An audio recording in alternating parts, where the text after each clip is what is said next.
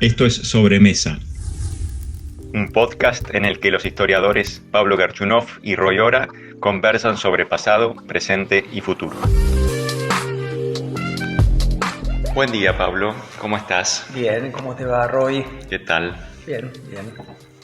Sabes que antes de venir, ayer estaba mirando la tele y me vino una idea que quiero conversar con vos. A ver. Que hace referencia a cierto contraste entre lo que es la Argentina y otros fenómenos políticos que uno observa en América Latina. ¿Me vas a decir que la Argentina es un desastre? No precisamente. Y el título que le quiero poner es un poco pensando, abriendo la conversación con signos de interrogación: la Argentina, un país de moderados o un país de tibios. ¿Como afirmación? Como pregunta. Como pregunta me gusta como pregunta. Sí, pero viste cómo son las preguntas, ¿no? Quien define las preguntas por supuesto. Marca el campo. ¿Y por qué lo digo? Lo digo porque cuando uno mira, abre el diario, prende un canal de noticias, la impresión que emerge es que el debate político, la información es en todos lados similar. Y por supuesto está muy marcada por el fenómeno del COVID, ¿no? Y eso opacó mucho especificidades locales. Y en todos lados se habla de cuestiones similares. Vacunas, sobre todo falta de vacunas, no solo en Argentina. Contagios, ¿qué hacemos con la escuela? ¿Abrimos o cerramos?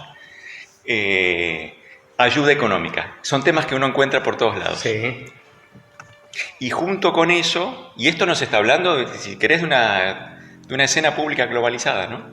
Pero junto con eso también aparece malestar político, que observo en muchos lugares. Y poniendo el foco en América Latina, creo que eso se nota con particular intensidad. En todos lados hay descontento y hay pérdida de peso, pérdida de gravitación de las ofertas políticas más tradicionales.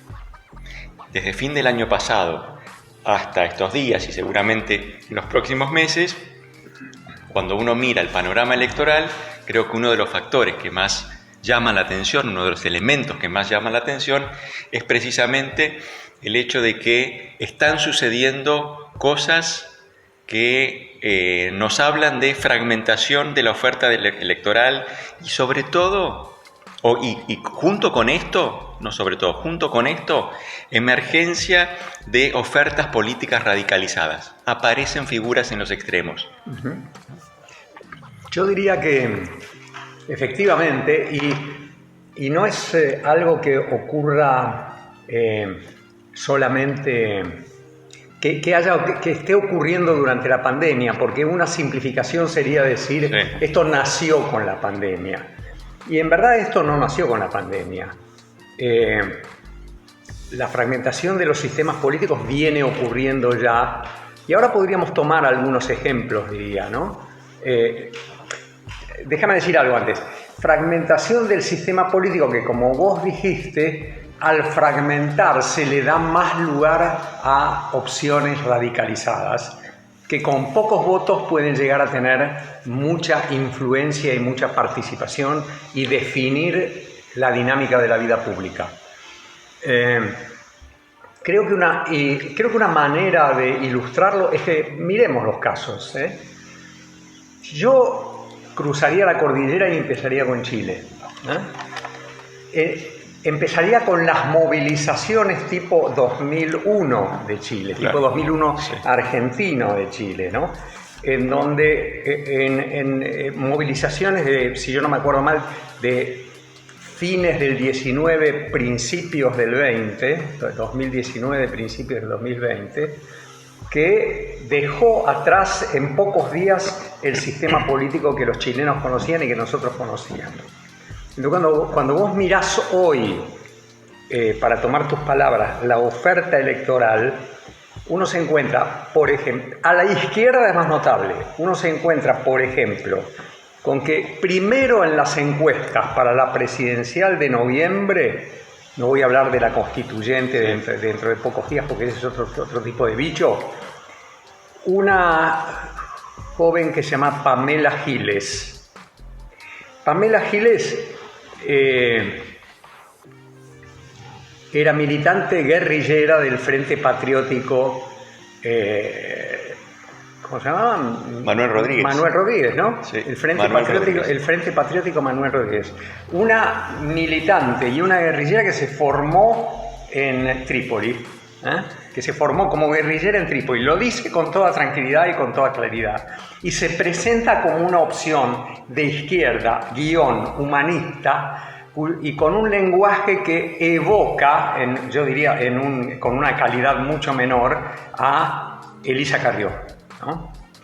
Ella está en los primeros lugares en las encuestas. Segundo, pero junto con ella hay un alcalde comunista que se llama Daniel Jaude, de la periferia de Santiago, y ellos son los dos primeros en las encuestas, pero con pocos votos. De modo que es difícil saber cómo va a ocurrir. El mundo de Bachelet y Piñera tomando el té después de una elección y entregándose el mando con tanta felicidad, ese mundo parece haber terminado. Y a la derecha, ¿qué queda? Queda Joaquín Lavín. Me pregunto si no va a ser finalmente que termine ganando las elecciones, pero eso es solamente apostar al futuro, no quiero apostar. Lo que quiero marcar es lo que vos estabas diciendo, ¿no? Chile es un ejemplo de la fragmentación política en un país en el que no esperábamos, en el cual no esperábamos que ocurriera eso, ¿no? Sí, quizás Joaquín Lavín y Camila Vallejo, en el otro extremo, son las dos figuras que uno reconoce como con cierta trayectoria. Exactamente. Y Camila Vallejo es una persona nueva, o relativamente nueva, ¿no? El resto son ignotos para él. Ignotos, pero atractivos. Sí. Parece que atraen a una fracción del electorado que rechaza lo viejo, digamos. Y eso sucede en un sistema político, como vos decías, que se armó de manera muy, muy rápido y parecía dotado de mucha estabilidad, una vez que el pinochetismo desapareció, ¿no? De los casos que vamos a ver, seguramente va a ser el más sorprendente, ¿no? Sí. Yo pensaba también, subiendo hacia el norte, por la cordillera, el caso de Perú, en el que hubo elecciones el 11 de abril. Y ahí también lo que llama la atención es precisamente esa fragmentación a la que hacía referencia, ¿no? Un montón de candidatos, de los cuales ninguno llegó al 20% de los sufragios. Sí, creo que el Castillo, que ganó, sacó 19, ¿no? 19. Pedro Castillo, un candidato radical, en algunos aspectos radical, ¿no es cierto? Culturalmente bastante conservador, ¿no? Por cierto. Sí. Casi tan conservador, incluso quizás más conservador que Keiko Fujimori, en cuestiones de orientación sexual, género, temas que para nosotros hoy... género, ¿no? Sí. Eso, en ese punto no lo podríamos considerar un candidato radical, pero en el panorama político peruano lo es, y seguramente... Y se autodefine como marxista. Sí. Y veremos qué sucede en esas elecciones. Entonces, él de un lado y Keiko Fujimori del otro. Sí. Es curioso. Es cierto que Perú no tiene la solidez, no tenía hasta digamos, el sistema político peruano no tenía la solidez que uno encontraba en Chile hasta hace muy poco, pero Perú no es el único caso. Bueno, digamos, rematando la cuestión de Perú, que la fragmentación política viene de muy lejos, ¿no? Viene desde, diría, el final de Fujimori, ¿no? Sí. Y obliga a alguien, es interesante, ¿no? Obliga a alguien como Mario Vargas Llosa a votar a la hija de su contendiente electoral, ¿no? Sí. Sí, Perú lo ha obligado a Vargas Llosa a hacer cosas que nunca hubiese imaginado que iba a tener que hacer, pobre. ¿Querías ir más al norte, decías? Bueno, el otro caso es Ecuador, ¿no?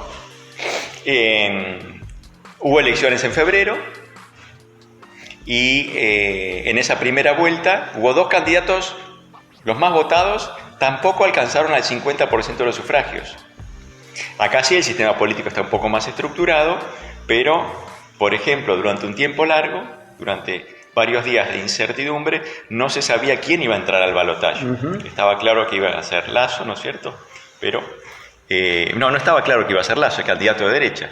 Claro. Así que ahí también tenemos... Ese es el que fue una sorpresa que entrara. Claro, exactamente. Lasso fue la sorpresa que competía con uno de... Ganó. Ganó. Y finalmente es presidente. Claro.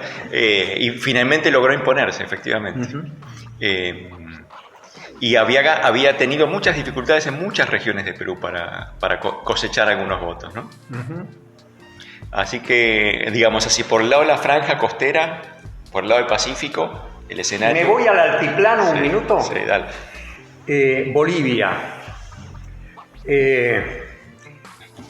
Bolivia es un país en el que hace mucho tiempo se quebró un sistema político que tenía en su centro al movimiento nacionalista revolucionario, de una tradición muy larga que venía de 1952, pero en todo caso eso fue sustituido por algo sólido.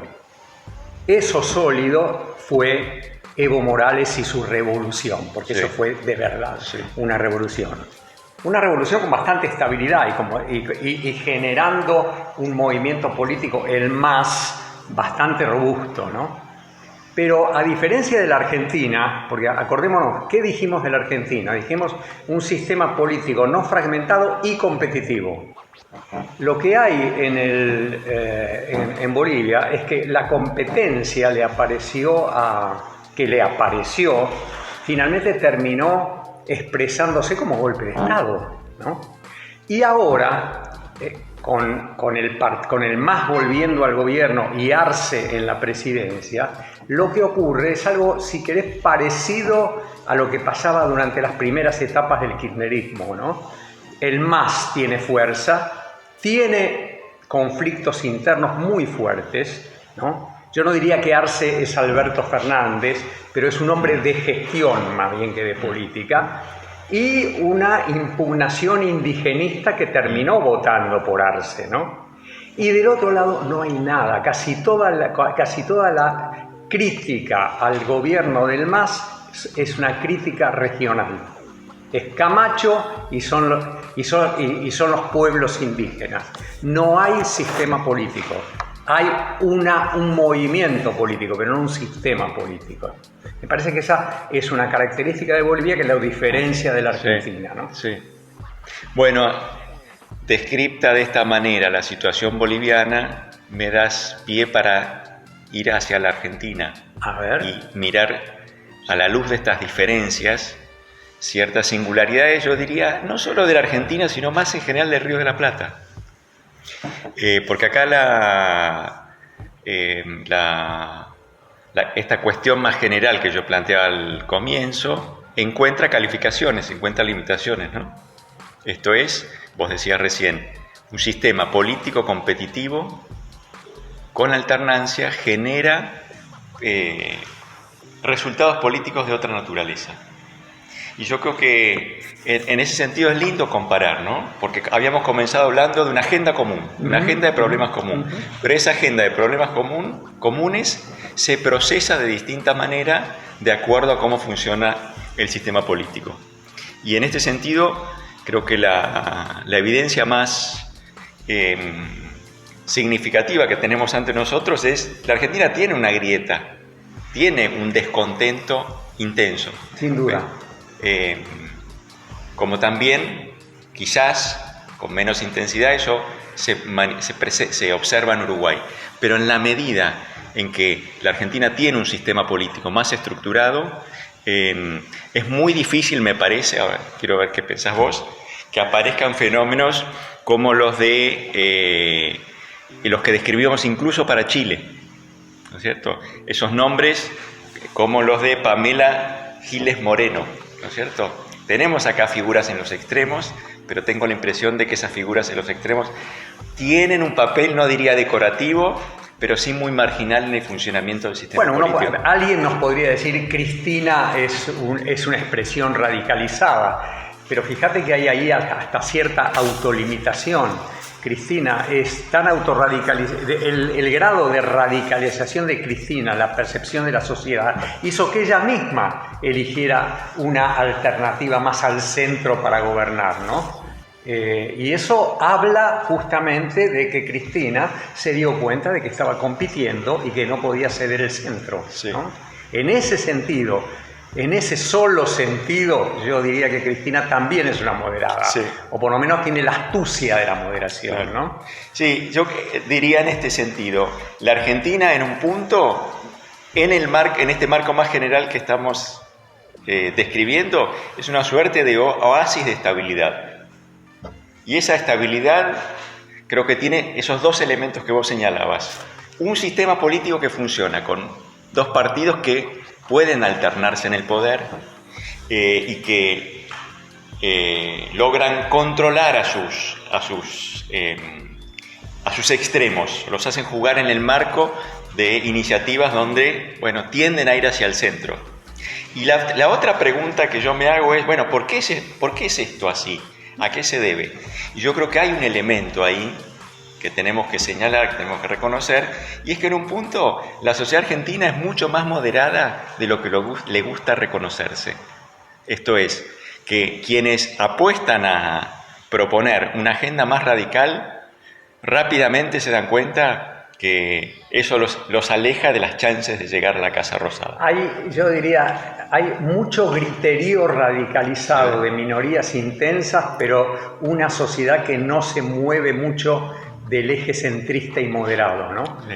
Y quizá para ir terminando, es probable que eso haya sido cierto la mayor parte de la historia, en un largo periodo de la historia argentina, ¿no? Sí.